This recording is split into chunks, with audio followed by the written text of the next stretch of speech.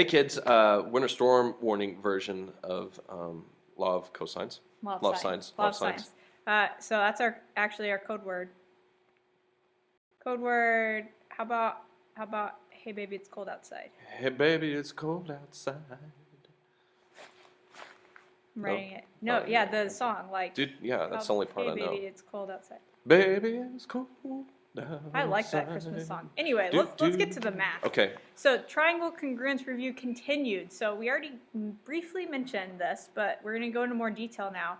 That the side-side angle case doesn't actually mean that we have a certain triangle. There's actually 3 different cases we could have. If we know a side-to-side and an angle for a triangle, either that could actually not be a triangle at Right. all, or there could be one triangle that exists with Or that. hey, mind blow. Could be 2 triangles. How about that? Which is pretty crazy. Like there's a whole like one of them ends up looking like this, and the other one ends up like looking like this kind of a situation. Yeah, like crazy. But triangles. But much Much better, nicer clearer, than that. clearer. Yeah. Yeah. So here's how we figure out how many triangles they are, and it can be kind of complicated. Mm-hmm. Okay, but we just have to get used to this idea. You're going to be given, because it's side-side angle, an angle that we're calling big X and 2 sides, little x and little y.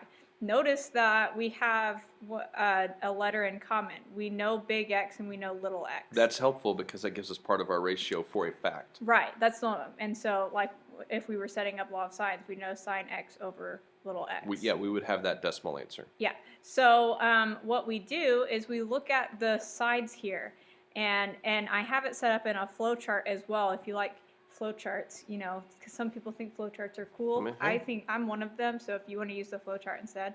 But here you go. You check and see, is x bigger than y? If x is bigger than y, then, or if x equals y sine x, but normally this is what we're going to see, okay, that x is bigger than y. That means one triangle exists. Just one. That means there's only one way to do that. You'll get errors all the other ways. Right. So if x is bigger than y, we just solve it like we would solve any other law of sines problem. It'll be a little bit different, just slightly different, but not too bad. Okay, so if x is less than or equal to y, or if x is less than y, there's these 2 situations that mean we have to check something else. If x is less than y, we have to check and see, well, what about y sine x? We actually have to figure out what is y sine x, and then compare that to x.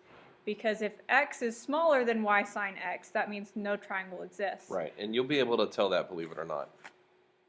Once you get going, you'll be able to tell, like, I can't get a triangle. Yeah, yeah. And then if x is bigger than y sine x, then that means 2 triangles exist, and then we would solve and find out what both of those triangles are. Right. So, and the flow chart says the same thing. It says, you know, like you would say, okay, which is bigger, x or y? So then it tells you, like, that tells you which direction to go here. If x is bigger than y, one triangle exists. If it's less, you have to check this out and then see what happens. Right. Now, the reason this works this way is because if you look on your circle card from 0 to 180 degrees, you can get the same sign, S-I-N, in 2 different places. Right, because like over If you look at, like, here, say, yeah, this point has the same y has the coordinate. same y coordinate as that point. this one over here. So that's where you're checking both The of x those. values are different because this would be a positive and this would be a Right, negative. right. But basically, yeah, what's happening is that we have 2 different places that give us a Possibilities, certain right. angle. And so you have to check this because when you use your calculator and you hit inverse sine and put your number in, what's going to happen is You get one answer. you only get one answer, and that's why you have to look at this flow chart and figure out, okay, is there Is there Right. something else going on? yeah. So let's give this a try. Let's solve some of these.